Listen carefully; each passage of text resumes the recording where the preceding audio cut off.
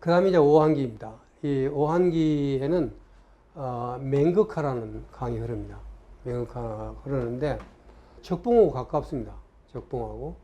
그리고 사실은 여기가 대능한데 여기에 맹극하 이거하고 여기에 산 하나 넘으면 사실 있기 때문에 오한기나 북표나 조해항이나 그렇게 먼 곳은 아닙니다. 여기에 있는 석성들을 좀 보도록 하겠습니다. 하가점 하층 문화의 산성수가 거의 1000개가 넘는다 그랬죠. 이게 참 놀라운 일입니다. 근데 맹극하 유역에만 400개, 규레아 유역에 500개. 그래서 여기에 산성이 어마어마하게 많은, 산성의 나라 같아요. 산성의 나라. 고구리가 산성의 나라라고 그랬는데 여기야말로 산성 그 자체가 아까 보았지만 사는 집터가 그 안에 들어있어요. 그러니까 사는 것과 그 다음에 막는 것을 동시에 한 것들이 당시 석성이다. 예. 일부 토성도 있지만 이 까만 것들은 이제 다 석성들입니다. 토성이고. 예.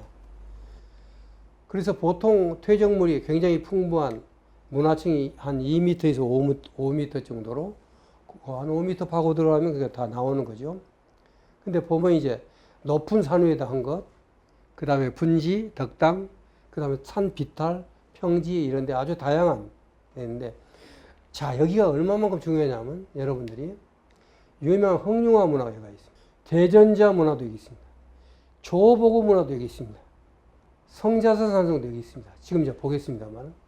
그래서 이 지금 그 맹극하 유적 이쪽이 소위 우리가 지금 보려고 하는 문화의 가장 핵심적인 고갱이가 되는 부분이다 하고 볼 수가 있습니다. 우선 성자산 산성부터 보겠습니다. 제가요 다니면서 이게 진짜 만일 옛날 조선 땅이라면 어디가 서울일까? 이게 참 관심사였어요. 그런데 결론은 뭐냐면 만일 여기에 있는 하가점 석성 중에 하나가 조선의 수도라 그러면 나는 성자산 산성이다. 이런 결론에 이르렀어요. 그 좀 잘 보시기 바랍니다. 이게 왜 내가 그렇게 봤는가? 하가점 하층 문화 성에서 가장 큰 성입니다. 13만 평방미터면 3, 40이 4만 평이 넘어요. 4만 평이 넘는. 평이 아니죠. 맞지? 4만 평. 4, 32. 딱 4만 평 정도 되겠네요. 지금 봐도 굉장히 큰 겁니다. 예. 굉장히 큰 거예요. 성 전체가 9개 문이 있고 모두 돌로 쌓은 석성이에요. 그리고 성 안에 6개 구역으로 나누어지고 모두 228개의 돌담 건축터가 있어요. 이것도 그러니까 그 안에 사람이 사는데. 그러니까 방어를 하면서 거기서 사는 거예요. 223. 한 집에 3명만 살아도 얼마예요? 600명. 그 적어도 1000명 이상의 인구가 살았다면 당신은 어마어마하게 큰 도시입니다. 2001년 1월 3일 중국 문물보가 이렇게 보도했어요. 한 20년밖에 안 됐습니다. 2001년이면. 예. 요소 지역에서 중원의 하왕조와 같은 시기에 조기 국가가 출현했다는 최신 실정을 얻게 되었다. 수도가 됐다. 예.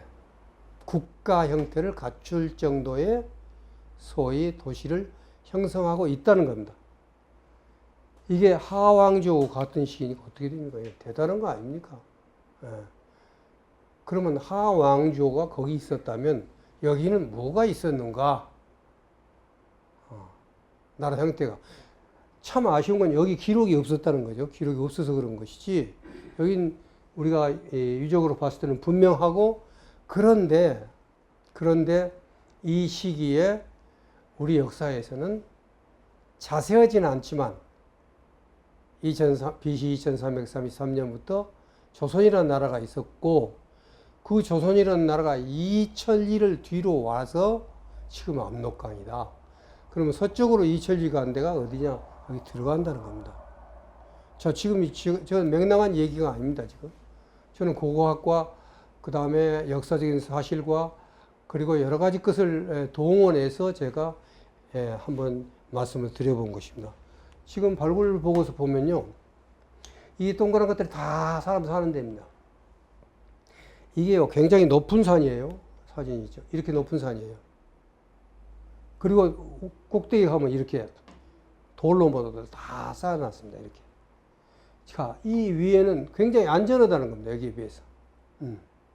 그리고 담을 쌓아놨으니까 짐승한테도 되고 적군을 막을 수도 있고 그렇다는 겁니다. 보면은 여기서 지금 가장 눈길을 끈 것이 뭐냐면 이 부분입니다. 성이 있으면 고구려 성에는 내성이라는 게 있습니다. 제가 고구리성 강의할 때 아성이 무너졌다 할 때 아성이 있다고 그랬습니다. 최고로 높은 사람이 거주하면서 지휘하고 있는 데가 아성입니다. 그게 무너지면 아성이 무너졌다. 누구누구의 아성이 무너졌다. 그렇게 얘기하는 겁니다. 그래서 그 아성은 또 안에 성을 쌓아서 내성을 만드는데 지금 이렇게 전부 이제 돌로 성을 쌓았어요. 문도 있고 문이 9개나 있다고 그랬죠. 예. 이렇게 되어 있는데 여기가 높아요. 지대가 높아. 최근에 어떤 분이 한 단체가 여기를 가서 엑스레이로 이 전체를 투사를 해가지고 다시 그 색깔로 나타냈는데 여기가 뚜렷하게 드러나요. 그래서 이제 중심구라고 여기서는 얘기했는데 그렇게 하고 가서 그 돈을 많이 들여서 연구를 하신 팀들이나 그쪽은 뭐냐면 이걸 하늘의 제사 지내는 제단이다. 그렇게 생각을 하고 보통 그렇게 하늘의 제사 지내는 제사터가 있는 데는 중심이다. 라고 생각을 하는 겁니다. 저도 상당히 일리가 있다고 생각합니다. 일리가 있는데 여기는 가보면 제사터만 그런 게 아니라 제사터가 또 있고 요 성은 내성이다. 저는 아성이다. 저는 그렇게 본 겁니다. 아성. 그래서 지금 이게 이렇게 높다는 것, 계곡으로 올라오기 쉽지 않다는 것, 그리고 곳곳에 문이 있다는 것, 그것도 인구 전체로 봤을 때 어마어마한 인구가 살고 있었다는 것, 그리고 여기에 내성이 있고 거기에 제단이 있을 수 있고 여기에 만일 왕이 살았다는 왕궁이라고 그러면은 이것은 수도가 될 수 있지 않는가 당시로서 그렇게 보는 면에서 이것은 대단히 주목할 만한 그런 곳이다. 여기 지금 보면 이건 제가 일본 사람이 찍은 책인데 일찍 했기 때문에 제가 했던 것보다 좀 사진이 잘 나와서 좀 했습니다만 유물도 좀 나오고 이게 좀 높은 겁니다. 높은 데는 이게 상당히 높아요. 여기 이게 지금 밖에가 성이고 여기가 이제 내성이 이렇게 높은데 여기 또 쌓이고 여기가 내성이라는 표지판이 붙어 있습니다. 지금도 그래도 몇천 년이 지났지만 이런 돌의 그 석성의 자취가 잘 남아 있다는 것. 그리고 이런 정도로 돌들이 잘 남아 있습니다. 이게 10cm로 봤을 때 한 40cm, 무슨 큰 돌이에요. 제법 큰 돌입니다. 이런 것. 그 성을 쌓은 저런 정도의 성을 쌓으려면요, 인구가 몇만 명이 돼야 돼요. 안 그러면 저런 성을 쌓을 수가 없습니다. 그 다음에 성문자 선생도 이렇게 지금 남아 있는데 대체적으로 성벽을 할 수 있었습니다. 근데 하여튼 이렇게 줄이 이렇게 쭉 있어가지고 이건 나중에 그런 건지 어쩐지 하여튼 알 수는 없었습니다. 근데 현장에 발굴 보고서를 제가 보지를 못해가지고 자세하게 했는데 성벽은 이렇게 남아 있었다. 그 다음에 이제 요령성 대능화 유역의 하가점 문화 석성입니다. 이 대능화 유역이라는 것은 아까 말씀드렸듯이 우회의 요하 유역이 아니고 밑으로 바다로 들어가는 바다가 대능화입니다. 아까 보셨지만 사진 하나 넘으면 연결은 됩니다만은 그 가운데 삼관전자 성자산 석성이라는 게 있어요. 이것은 전에 아까 잠깐 보았습니다. 내가 거기를 갔었다고 그러죠. 제법 삼각형 돌이 나왔던 곳이 여기입니다. 전에 전번 시간에 봤었을 때 삼각형 돌이 나왔던 데가 바로 여기인데 요령성 하가점 하층 문화와 홍산 문화가 동시에 존재한다고 해서 많은 관심을 갖고 있는 부분입니다. 1957년에 이미 동주신이 하가점 하층 문화 석성으로 인정을 했고 86년에 시굴 보고서가 나옵니다. 그리고 90년에 중일 공동으로 측량 조사를 합니다. 전부 일본에서 그래서 보고서가 나와서 자세하게 제가 어느 정도 자세하게 그림을 그렸냐면 이렇게 하죠. 굉장히 자세하게 보고서에 나와 있습니다.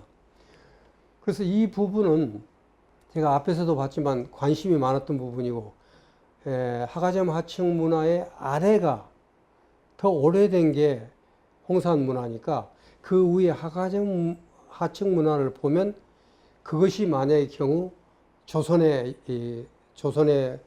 유적이라고 하면은 당연히 그 밑에 있는 것은 조선의 선조들의 것이기 때문에 제가 이 두 개의 홍산 문화와 하가점 하층 문화 동시에 존재하는 복합 유형을 2000년 첫 번째 요서 답사 때 제가 모든 사람을 데리고 와서 그걸 보여줬던 이유가 거기에 있는 것입니다. 예.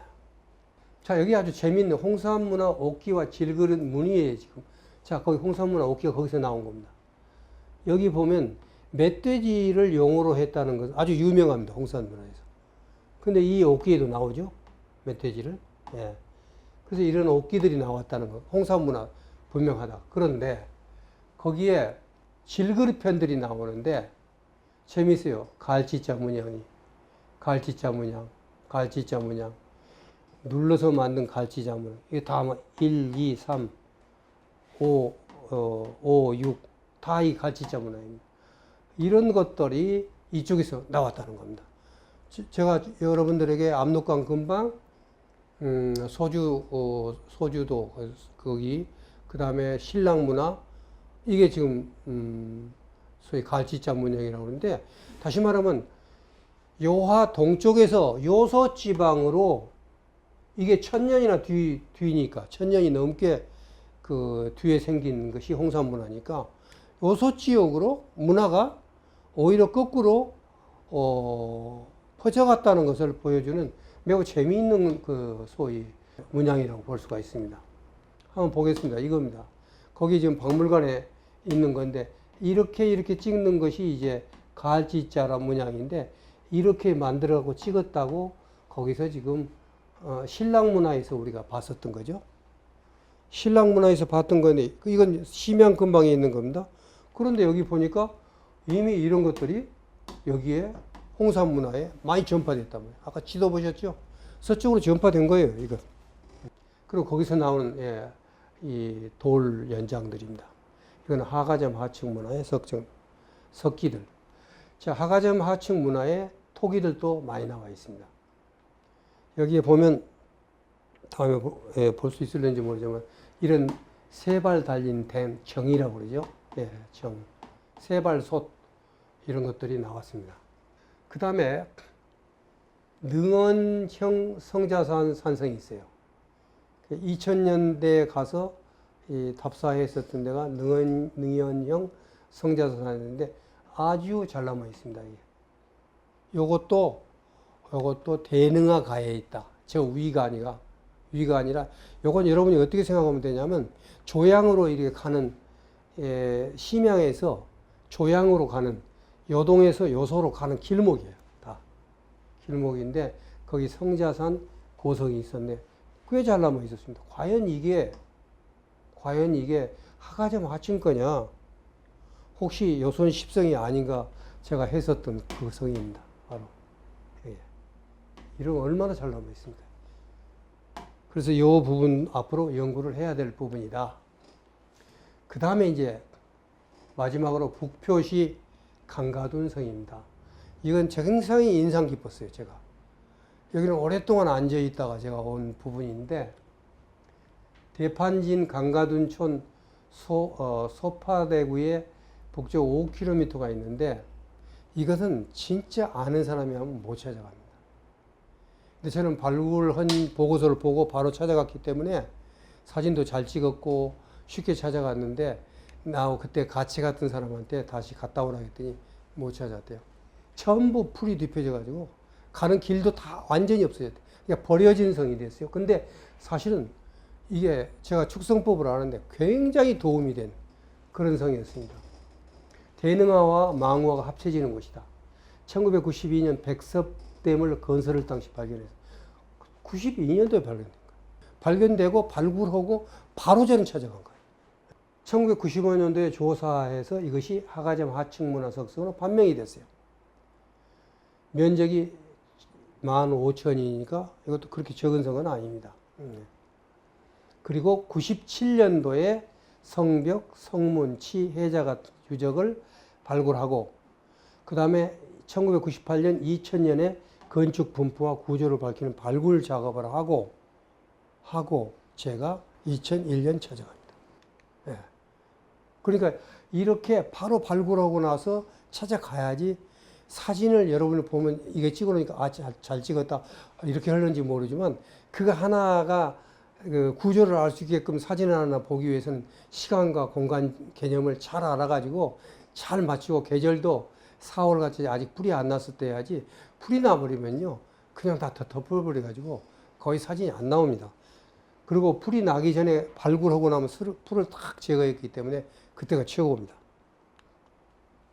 자, 지금 이 발굴은 그래도 풀이 조금 났었죠. 나기는 1년 지났으니까 여기가 바로 근데 바로 이거 댐을 막으면서 발견한 거예요. 그냥 뭐 들판이었어요. 그랬는데 댐을 막다 보니까 뭐가 있어. 그래서 파다 보니까 하가점 하층시대 성인데 성의 구조를 가장 잘 알 수 있는, 잘 남아있는 그게 이 강가둔의 이 성입니다. 지금 보면요 그대로 남아있어요. 거의 가장 잘 남아있어요. 예. 유물도 또 많이 남아있습니다. 거기 가서 보면. 근데 참 아쉬운 것은 제가 이게 회안으로 하고 앉아있는 게 이거 하면서 다 떠나가고 있어요. 다 가물어지고 있어요. 지금. 그리고 지금 다 버려버려가지고 지금 찾아가지도 못해요. 그렇게 중요한 성인데, 예. 그래서 만약의 경우 준공으로서는 이렇게 아무렇게나 해도 되는 건지 모르지만 만약 이것이 옛날 우리 조선의 성이라고 그러면 이렇게 하면 안 되죠. 예. 꽤 많은 유물들이 나왔습니다. 그런 유물. 그리고 지금 아직 강이 생기기 전에는 이게 다 깨끗이 잘 남아 있었는데 발굴할 때죠. 지금은 아까 봤듯이 많은 것이 없어져 버렸다.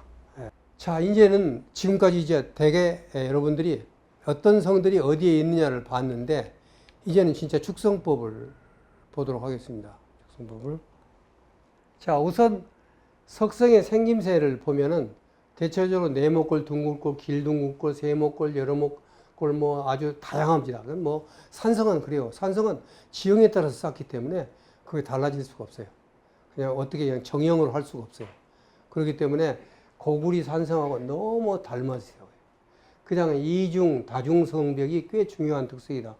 내가 고구리 전번에 성벽 볼 때 1층, 2층 이렇게 이중으로 쌓았다고 그랬었죠. 여기에 상당히 재미있는 부분이요. 이게 특징이라고 했을 정도로 굉장히 재미있습니다. 그 다음에 성돌은 그냥 생김새 크기가 모두 다르고 잘 다듬지 않았다고 그랬는데 이게 그렇다 그러면 뭐냐는 거죠. 그렇다면 이것은 하가점 하층기 아니라 후대 거라고 볼 수밖에 없어요. 청동기는 이렇게 낄 수가 없습니다. 철기나 이런 것이 아니면 청동기 갖고 깨기가 굉장히 어렵습니다. 하여튼 간에 삼관전자 선상에는 이런 성돌이 있더라.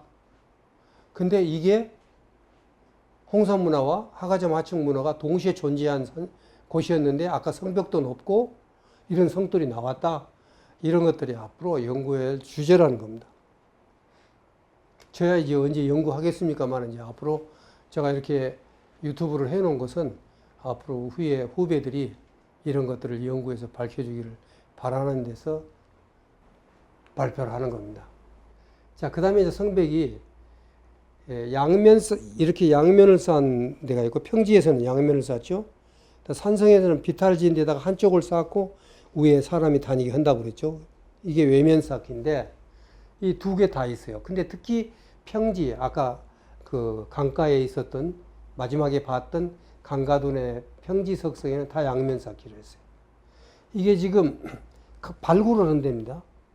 그러니까 남벽 안쪽을 발굴해. 이건 그냥 덮여 있는 거고 상벽이 이렇게 쌓여 있습니다. 그 다음에 바깥을 보면 바깥에도 이렇게 성벽 잘 쌓았습니다. 그래서 성벽들을 안팎으로 봤었을 때 양면을 여기는 판석으로 쌓기 때문에 성돌이 이쪽에는 아마 판석이 많이 났던 거예요. 그 근방에. 그래서 쌓았기 때문에 어쨌든 간에 양면 쌓기를 이렇게 잘했다. 그 다음에 이제 삼자점 산성은 양면 쌓기와 외면 쌓기를 해요.